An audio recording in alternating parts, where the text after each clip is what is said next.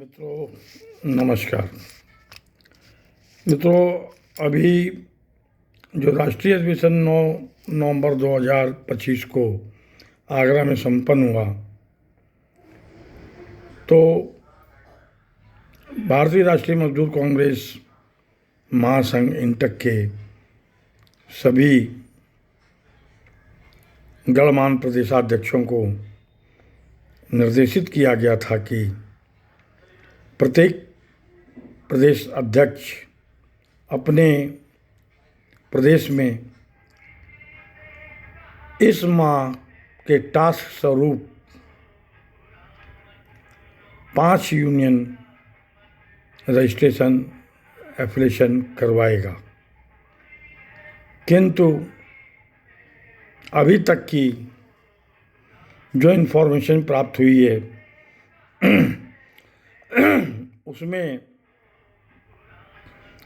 हमने देखा कि केवल पश्चिम बंगाल के प्रदेश अध्यक्ष श्री विजय साव ने अपने भरपूर प्रयास किए हैं और कहीं कहीं उनको सफलता भी मिली है। बाकी हमारे जितने भी प्रदेश अध्यक्ष हैं, किसी ने भी कोई यूनियन के संबंध में सूचना संगठन को प्रेषित नहीं की है।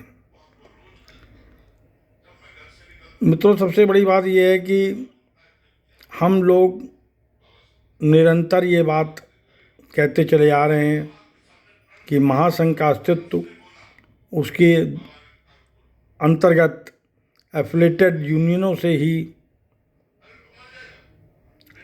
प्रभावित होता है और उसी यूनियन की संख्या के आधार पे कर्मचारियों की संख्या बल का एहसास हमें होता है कि हमारे संगठन के अंदर कुल कितने यूनियंस और कितने मजदूर सदस्य गण हैं। इसमें अगर किसी प्रकार की कोई दिक्कत आ रही है आप लोगों को, तो आप लोग डिस्कस कर सकते हैं, चर्चा कर सकते हैं, विचार कर सकते हैं, हमसे सीधे तौर पर कह सकते हैं।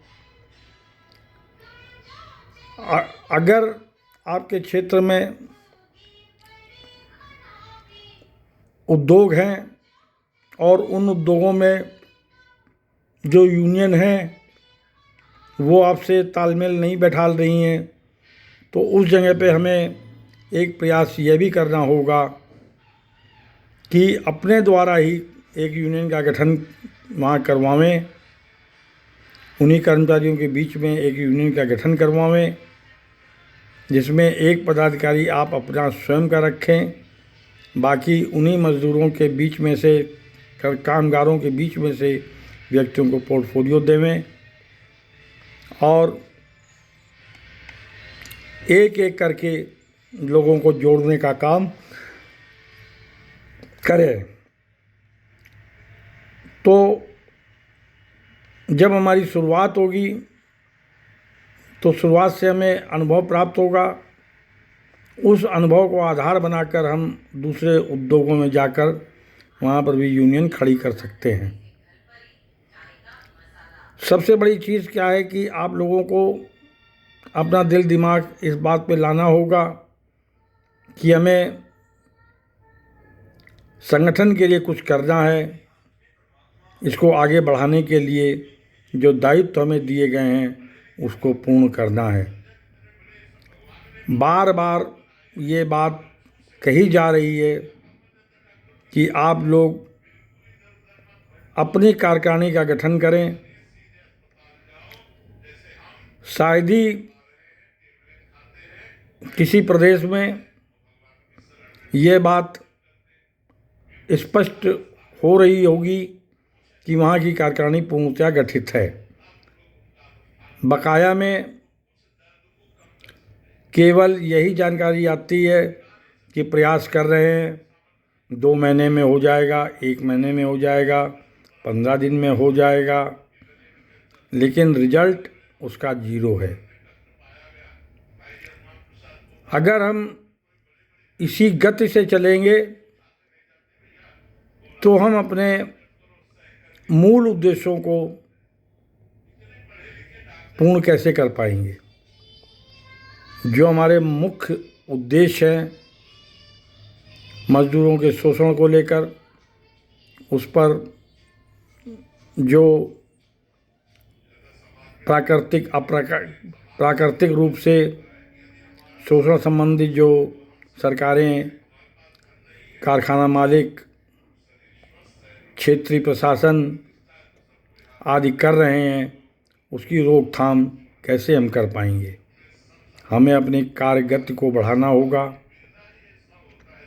और उसी पल यह संभव हो पाएगा कि हमारा संगठन एक मजबूत संगठन के रूप के अंदर देश का नेतृत्व करेगा। तो मैं समझता हूँ कि अगर आपको किसी प्रकार की कोई दिक्कत आ रही है किसी उद्योग में यूनियन बनाने में या वहाँ से संबद्ध कराने में, तो आप खुल करके उस पर चर्चा करें, बात करें। हम आपको मार्गदर्शन देंगे, उस पर आपको राय देंगे और उस पर अमल करके अगर आप चलेंगे तो निश्चिंत आप अपनी यूनियन वहाँ पर खड़ी कर सकेंगे। इसके साथ में एक बात मैं और भी कहना चाहता हूँ कि मैंने जब भी मुलाकात हुई है, फ़ोन पे वार्ता हुई है या मीटिंग्स आदि में जो भी बातचीतें हुई हैं, हर जगह मैंने ये कहा कि आप अपने प्रदेश के उद्योगों की गिनती करिए कि आपके प्रदेश में कितने प्रकार के कौन कौन से उद्योग वहाँ पर स्थापित हैं और किस किस एरिया में हैं, उसके मालिकान कौन हैं, उसका पता क्या है, उसमें मज़दूरों की संख्या क्या है, उस उद्योग में किस चीज़ का काम किया जाता है, वहाँ के जो उस काम से संबंधित मानक हैं उसकी पूर्ति हो रही है कि नहीं हो रही है, लेबर प्रशासन उसमें अपना अंकुश या उसके जो दायित्व हैं उसका निर्वहन कर रहा है कि नहीं कर रहा है। इन सब बातों को आप लोग एक चार्ट बनावें और चार्ट बना करके आप उसको इंगित करें, इंगित करके वो चार्ट हमें भी प्रेषित करें, हम भी उस पर अपना ध्यान लगावें और एक ठोस कार्य योजना तैयार करके आप लोगों के सम्मुख रखें। लेकिन मैं देख रहा हूँ कि इतने बार कहने के बावजूद भी अभी तक इस पर कोई गंभीरतापूर्वक कार्रवाई आप लोगों के द्वारा नहीं की गई है। जो आप लोगों के ढीले रवैये का प्रदर्शन भी करती है। एक तरफ आप कहते हो कि हम संगठन को तेज़ी से आगे बढ़ाएंगे, तेज़ी से एकता को मजबूत करेंगे, संगठन को मजबूत करेंगे। अरे तो मेरे भाई, वो तेज़ी कब आएगी? उस तेज़ी को आपको लाना होगा जब आप दिल में ठान लेंगे, उसी पल आपकी कार्यगति बढ़ जाएगी, कार्यशीलता आपकी बढ़ जाएगी, आपकी सोच बढ़ जाएगी, आपके विचार मज़दूरों के प्रति जागरूक हो जाएंगे। आज एक थोड़ा सा अंतर पर मैं बात करना चाहूँगा कि कुछ लोग झुट्टल एक बहाना लेके बैठ जाते हैं कि साहब जिस क्षेत्र में हम हैं वहाँ पर कांग्रेस की स्थिति बेहतर नहीं है, कांग्रेस में आने के लिए लोग भयभीत हैं। अरे तो मेरे बंधु, हम लेबर के नेता हैं, हम कांग्रेस के नेता कम हैं, लेबर के नेता पहले हैं। हमको लेबर की बात करनी है, लेबर से बात करनी है, उसके शोषण की बात करनी है, उसके जो हित लाभ हैं उसकी पूर्ति कराने की बात करनी है। मैं समझता हूँ कि जब अगर आप किसी भूखे से रोटी की बात करोगे तो रोटी की बात आपकी सुनेगा। अगर आप उससे कहो रोटी की बात ना करके खेत खलिहान की बात करोगे, टेम्पो ट्रैक्टर की बात करोगे, टायर और ट्यूब की बात करोगे तो वो आपकी बात पर ध्यान नहीं देगा, क्योंकि उसकी एसेंशियल रिक्वायरमेंट आपकी जो है रोटी है। तो हमें रोटी की बात करनी है, दाल सब्जी की बात करनी है, नमक की बात करनी है, प्याज की बात करनी है, आलू की बात करनी है, ताकि वो अपनी भूख को शांत कर सके। अभी न्यूनतम वेतन पर भी आप लोगों को पूरा ध्यान देना है कि जिन उद्योगों में श्रमिक काम कर रहे हैं, चाहे वो महिला श्रमिक हों, चाहे वो पुरुष श्रमिक हों, उनको उनके मानक के आधार पे भुगतान हो रहा है कि नहीं। जो उसको हित लाभ मिलने चाहिए वो हित लाभ मिल रहे हैं कि नहीं। जो चार्ट आप बनाएंगे उस चार्ट में इसको भी आप अंकित करेंगे। एक सुप्रीम कोर्ट की वर्डिक्ट है कि समान कार्य के लिए समान वेतन। आपके कई संस्थान ऐसे हैं, चाहे वो सरकारी संस्थान हो, अर्ध सरकारी संस्थान हो, प्राइवेट सेक्टर में तो 99%, 99.9% ऐसे सेक्टर्स हैं जहाँ पर समान कार्य के लिए समान वेतन नहीं लागू है, उसमें विसंगति है। इसको भी आपको पॉइंट आउट करना है। आपके बहुत लंबा क्षेत्र है, हर प्रदेश में किसी न किसी प्रकार का कोई ना कोई उद्योग चल रहा है, बस हमें जानकारी का अभाव है। हमें अपनी जानकारियों को बढ़ाना है। हम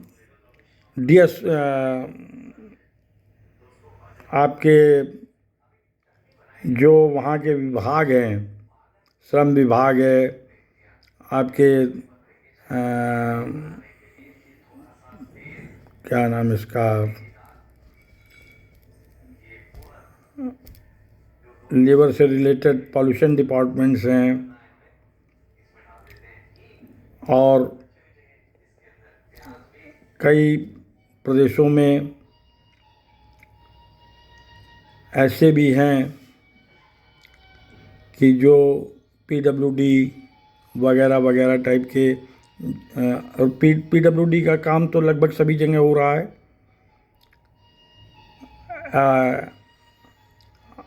आपके नेशनल हाईवे का भी काम बहुत हो रहा है, आपके रेलवे का भी काम बहुत हो रहा है। यहाँ पर ठेकेदारी प्रथा के ऊपर वर्कर काम कर रहे हैं, उनको वेतन कुछ अलाउ होता है और बांटते कुछ और हैं। मध्य प्रदेश के लेबर ले आते हैं, बिहार के लेबर ले आते हैं, ट्रकों के अंदर भर भर के लेके जाते हैं, उनका शोषण हो रहा है। बल्कि शोषण की हद तो यहाँ तक पहुँच चुकी है कि आर्थिक, शारीरिक, मानसिक तीनों प्रकार के शोषण प्रायः हो रहे हैं। ठेकेदारों द्वारा किए जा रहे हैं, करवाए जा रहे हैं। इन सब की जानकारी हमारे पास अगर होगी तो निश्चित हम संज्ञान में लेकर इस बातों को उठाएंगे। जैसे छत्तीसगढ़ का मामला, आपके यूपी में तो फ़िलहाल बहुत मामले हैं और इस पर हम लोग संघर्ष की तैयारी कर भी रहे हैं और काफ़ी हमने लिखा पढ़ी की भी है। उसी प्रकार मैं चाहता हूँ कि हर प्रदेश के अंदर हम उनकी समस्याओं को, मजदूरों की समस्याओं को आगे बढ़ाएं और उस पर मुखरित होकर एक स्वर में बोलें, उसका विरोध करें। तो मैं आशा करता हूँ कि नवंबर मंथ के अंदर हमें कोई ना कोई शुभ समाचार हर प्रदेश अध्यक्ष से प्राप्त होगा कि हमने क्या किया। अपनी रिपोर्ट, वो विस्तृत रिपोर्ट अपनी प्रस्तुत करेगा और उस विस्तृत रिपोर्ट को हम लोग कोर कमेटी में रख करके उस पर विचार करेंगे और उस पर गहनता से विचार करने के उपरांत एक कार्य योजना आप लोगों के सामने प्रस्तुत करेंगे। आप लोग हमें अपनी बातों से वंचित मत करिए, समस्याओं से वंचित मत करिए। पूरी सूचनाएं हमको प्रेषित करिए और देखिए फिर आपका राष्ट्रीय संगठन के जो पदाधिकारीगण हैं, चाहे वो उपाध्यक्ष हों, चाहे वो हमारे अध्यक्ष हों, चाहे कोई भी हो, सब मिल करके एक साथ आप लोगों के साथ खड़े होंगे और कंधे से कंधा मिलाकर हर प्रदेश में शोषण का विरोध करेंगे, शोषण पे आंदोलन करेंगे, शोषण पे जनमत संग्रह करेंगे, जन जन को जोड़ेंगे और उस समस्या को हम जन जन की समस्या बनाकर उसके खिलाफ सरकार से, उसके खिलाफ प्रशासन से, उसके खिलाफ विभागों से लड़ेंगे, लड़ के उस पर विजय प्राप्त करेंगे। मैं आशा करता हूँ कि आप लोग अवश्य अपने कार्यशैली में परिवर्तन करते हुए, तेज़ी लाते हुए और मेरी कही हुई बातों के अनुसार आप कार्य करते हुए हमें अपनी प्रोग्रेस रिपोर्ट अवश्य प्रस्तुत करेंगे। नवंबर एंड तक ये रिपोर्टें हमारे पास पहुंच जानी चाहिए। धन्यवाद, बहुत बहुत धन्यवाद और जय हिंद, जय भारत, जय मजदूर एकता।